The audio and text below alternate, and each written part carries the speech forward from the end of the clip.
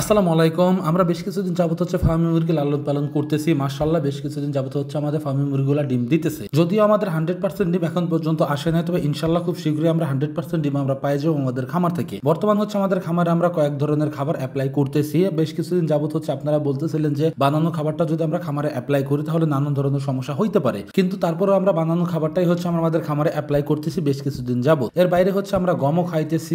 আর বানানো খাবার আর কেনা খাবার ভিতরে আমি কোনো তফাৎ এখন পর্যন্ত পাইনি। মুরগির ক্ষেত্রে অবশ্যই কয়েলের ক্ষেত্রে এই খাবারটা দেওয়া যাবে না, কারণ কয়েলকে আমি খাবারটা দিয়ে দেখছি, তাতে করে কয়েলের ডিমের পার্সেন্টেজ অনেকটাই কমে যায়। আর মুরগির ক্ষেত্রে পার্সেন্টেজ একদমই কমে নাই। ইভেন আমাদের ডিমের সাইজগুলো মাশাআল্লাহ খুব ভালো আছে, হয়তো দেখা যাচ্ছে আপনাদের এখানে ডিমের সাইজটাও খুব সুন্দর আছে, কোনো প্রবলেম নাই। আর ডিমের পার্সেন্টেজ একদমই কমে নাই মুরগির ক্ষেত্রে। আপনার বানানো খাবারটা মুরগির ক্ষেত্রে আপনারা অ্যাপ্লাই করতে পারেন, এতে তেমন কোনো সমস্যা আপনাদের নাই। তো যাই হোক, আজকে খুব বেশি একটা কথা বাড়াবো না, আমাদের আজকের ভিডিও এ পর্যন্তই। আল্লাহ তাআলা যেন আমাদের খাবার এবং কৃষিতে বরকত দান করেন। ধন্যবাদ সবাইকে। আসসালামু আলাইকুম।